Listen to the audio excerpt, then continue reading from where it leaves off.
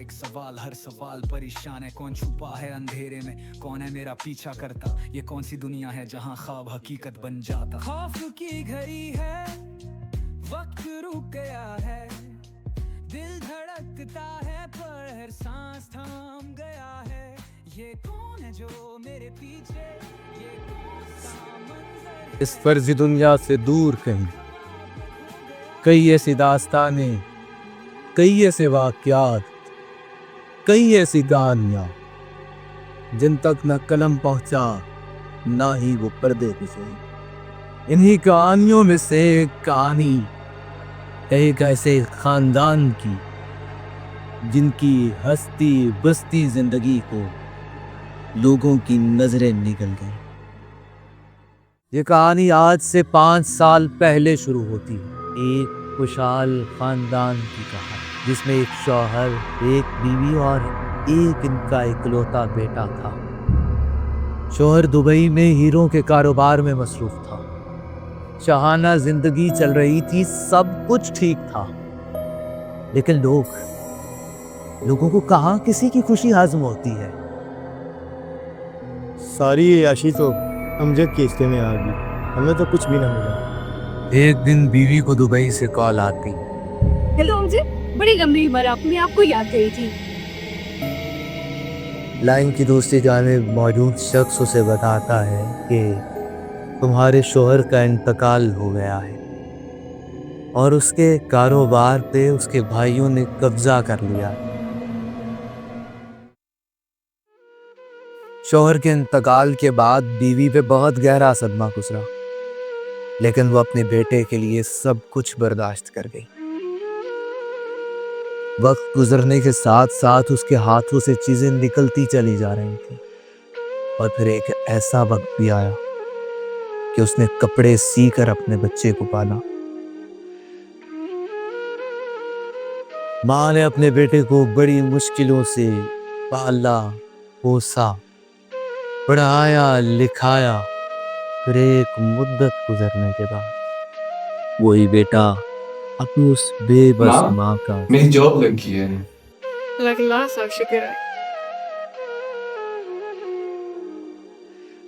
जैन, जो उस माँ का बेटा है, रोजाना रात को ड्यूटी पे जाता है। उसके घर और दफ्तर के दरमियान एक कब्रिस्तान है, लेकिन वो एक मामूल की बात थी। मगर एक रात वो देखता है कि उस कब्रिस्तान के कोने पे एक खूबसूरत लड़की तैयार होके सज सवर कर खड़ी है। जब जैन की उस पे नजर पड़ती है, वो उससे लिफ्ट मांगती है, लेकिन जैन उसे इग्नोर करके आगे चला जाता है। अब उसके दिल में ख्याल भी आ रहे हैं कि वो लड़की एक सुनसान सड़क पे बेजारू मददगार खड़ी थी।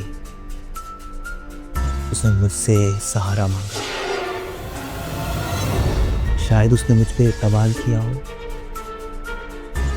ऊपर से कब्रिस्तान के करीब थी, मैंने उसको वैसे ही छोड़ दिया। अगला दिन आता है, अगला दिन ढल जाता है। जैन फिर घर जा रहा होता है। वही सड़क, वही रास्ता, वही कब्रिस्तान का तरह, उसी जगह पर वही लड़की उसी तरह से जैन से दोबारा लिफ्ट मांगा। लेकिन अब की बार जैन आगे नहीं जाता, जैन उसके पास होता है। 3 दिन से मैं देख रहा हूँ आप कब्रिस्तान के सामने खड़ी हैं इतनी तैयार होकर। आपको डर नहीं लगता? वो लड़की कहती है, अपने घर से कैसा डर? क्या आप मुझे थोड़ा सा आगे तक छोड़ देंगे? और जैन उसे बिठा लेता है। जी जी, चलें चलें।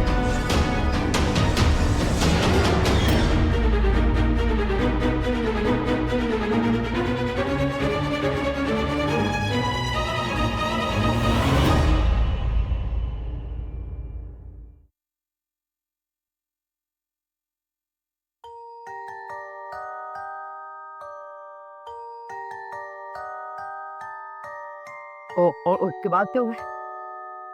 अगली सुबह जैन की माँ बैठी इंतजार कर रही होती है। सोचती है कि उसका बेटा अब तक क्यों नहीं आया, इतनी देर क्यों लगा रहा है। इतने में दरवाजे पे दस्तक होती है और आने वाला बताता है। अम्मा, तेरा बेटा, क्या हुआ उसे? तेरे बेटे की लाश पुल पे पड़ी है। गुड़िया, ऐसा क्यों सब? तू बैठे जिसकी राह तक रही है वो नहीं आएगा। ये सुनते ही जैन की माँ के पांवों के नीचे से जमीन निकल जाती है और वो हर चीज छोड़ के नहर की तरफ दौड़ पड़ती है। जाके जब वो अपने बेटे का चेहरा देखती है तो उसे याद आता है कि किस तरह से उसके शौहर के चले जाने के बाद दुनिया ने उसे अकेला कर दिया था। लोग उसकी खुशियां खा गए थे, लोगों ने हर सहारा छीन लिया था। उसके पास जीने की एक वाहिद वजह जैन बचा था, जिसके लिए वो दुनिया के हर तूफान, हर मुश्किल से लड़ पड़ी थी। और आज वो ही नहीं रहा। जैन के जनाजे के बाद उसकी माँ बैठी अपने बेटे के खून से लथपथ कपड़े देख रही हो। मेरा बेटा क्यों छोड़ कर चले गए मुझे? पहले तुम्हारा बाप, फिर तुम इस जालिम समाज में अपनी माँ को अकेला छोड़ गए। और सोचती है कि मैं इन कपड़ों को धो के अपने पास रखूंगी, लेकिन जब भी वो उन्हें धोने बैठती है तो दाग नहीं जाता। हिम्मत हार के उठ जाती है। फिर एक दिन उसी तरह अपने बेटे के कपड़ों को बैठी मल रही होती है तो दरवाजे पे एक फकीर आता है। जाग फकीरा जाग विवेला सरगीदा, जाग फकीरा जाग विवेला सरगीदा। सब दा भला सब दी खैर, जो देवे ओदा भी भला, जो ना देवे ओदा भी भला, सब दी होवे। फिर जब वो जैन की माँ को बैठा उसके कपड़े धोते देखता है तो उसे पता चल जाता है कि जैन के साथ क्या हुआ था। ਏ ਮਾਏ ਕੀ ਕਰਦੀ ਪਈ ਏ? ਤੈਨੂੰ ਨਹੀਂ ਪਤਾ ਤੇਰੇ ਪੁੱਤ ਦੀ ਮੌਤ ਕਿਵੇਂ ਹੋਈ ਏ? जा जा भाभी अपना काम करो। जैन को किसने मारा था और ये दाग किस चीज का है? मुसलसल 3 दिन वो उसी दरवाजे पे आता है।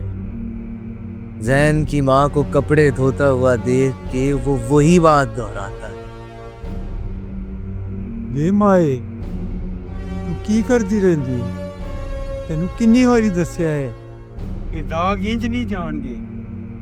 जैन की माँ रोजाना उस फकीर को भगा देती, लेकिन आखिरी दिन वो गुस्से में आके पूछती है, तो फिर तू मैंने दसते दाग किन जान गए? ਇਹ ਦਾਗ ਕੇ ਸਿਰਫ सर्फ एक्सल ਨਾਲ ਹੀ ਜਾਣਗੇ। दाग तो अच्छे होते हैं, ये सिर्फ एक्सल से लाएगा।